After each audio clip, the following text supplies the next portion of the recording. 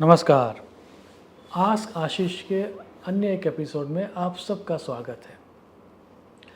सर्वप्रथम तो ज्योतिष शास्त्र क्या है उसके बारे में समझाते हुए शास्त्रकारों ने ये कहा है कि पिछले जन्मों में हमने जो भी कर्म किए हैं उसके शुभ या अशुभ जो भी हमें परिणाम मिलेंगे वो परिणाम कब एक्टिवेट होंगे वह दर्शाने का शास्त्र, या फिर यदि वो एक्टिवेट हो जाए तो उसकी इंटेंसिटी को किस तरह से रिड्यूस किया जाए वह दर्शाने का जो शास्त्र है वह ज्योतिष शास्त्र है।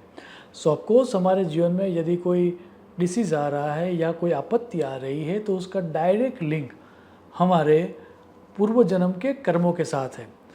इसी के आधार पर जो पहला प्रश्न पूछा गया है वह पूछा है इनफाइनाइट माइन्यूट ने। उन्होंने ये प्रश्न पूछा है दैट यदि वो कोई परफ्यूम या अगरबत्ती को सूंघ ले तो रेस्पिरेटरी सिस्टम में समस्या आती है, अस्थमा रिलेटेड समस्या उनको आती है।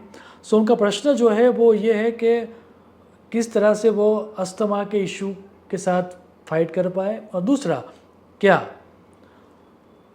कोई रिसर्च हुई है या फिर शास्त्रों में कहीं लिखा हुआ है कि हेल्थ और ग्रह किस तरह से जुड़े हुए हैं।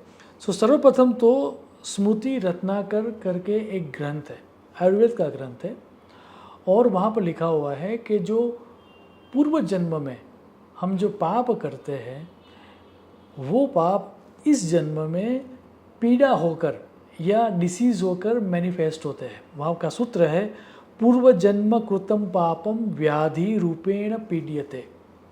अब पूर्व जन्म में हमने जो कर्म किया वह कर्म दिखाने का शास्त्र ज्योतिष शास्त्र करता है।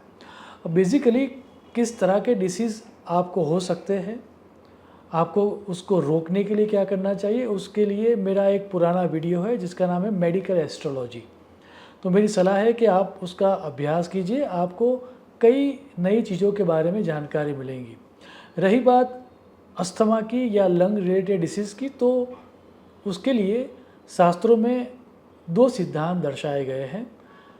हालांकि ये बता पाना कि आपको इन दोनों में से किस सिद्धांत के कारण डिसीज़ हुआ है वो आप तभी पता कर पाओगे जब आप किसी विद्वान एस्ट्रोलॉजर की सलाह लोगे। मैं यहाँ पर आपको सिद्धांत दर्शा रहा हूँ। पहले फोर्थ हाउस या चंद्रमा को कारक माना गया।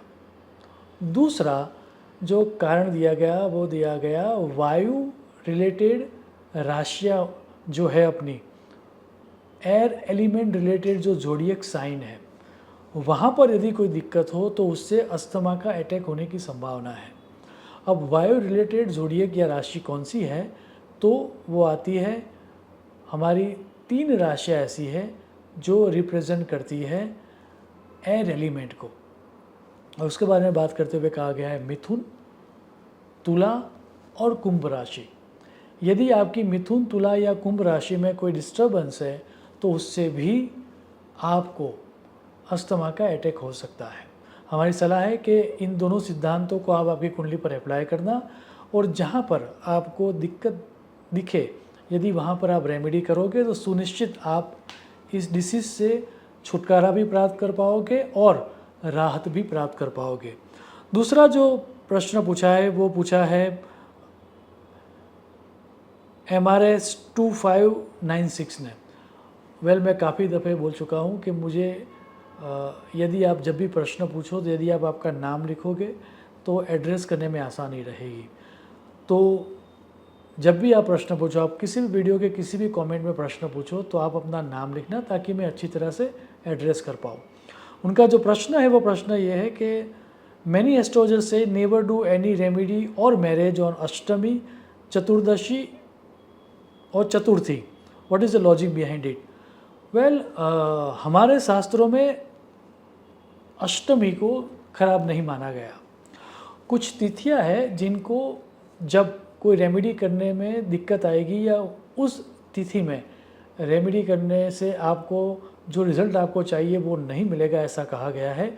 और वो जो तिथियां है वह है रिक्ता तिथि, और हमारी जो सनातन परंपरा है उसमें चतुर्थी दैट मीन्स 4, नवमी और चतुर्दशी, दैट मीन्स 4, 9 और 14 दोनों पक्ष की, वो शुक्ल पक्ष की हो या कृष्ण पक्ष की हो, वो दोनों तिथियों को रिक्ता तिथि कहा गया है।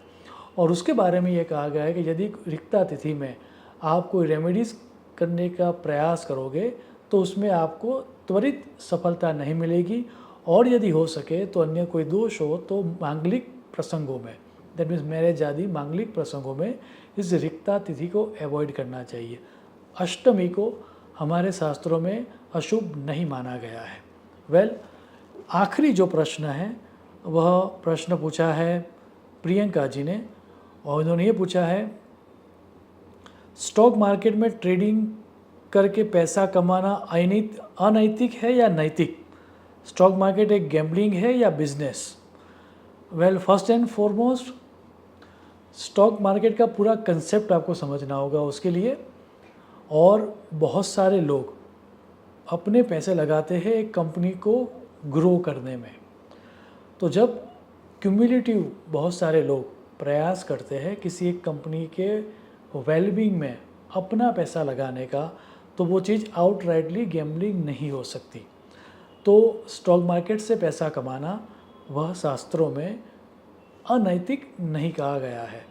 फिर भी नैतिक और अनैतिक का जो कंसेप्ट है वह कंसेप्ट देश, काल और पात्र के आधार पर लेना चाहिए, ऐसा वेद व्यास जी ने कहा है। देश काल पात्रत्वात् तत्व निर्धारणः।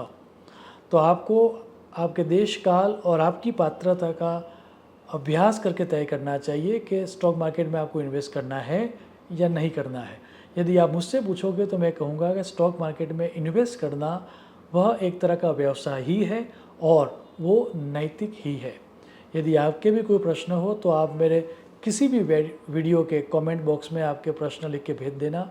मेरी लिमिटेड रिसर्च और मेरी लघुमति के आधार पर उस प्रश्नों का उत्तर देने का मैं प्रयास करूँगा। शुभम भवतु। प्रणाम।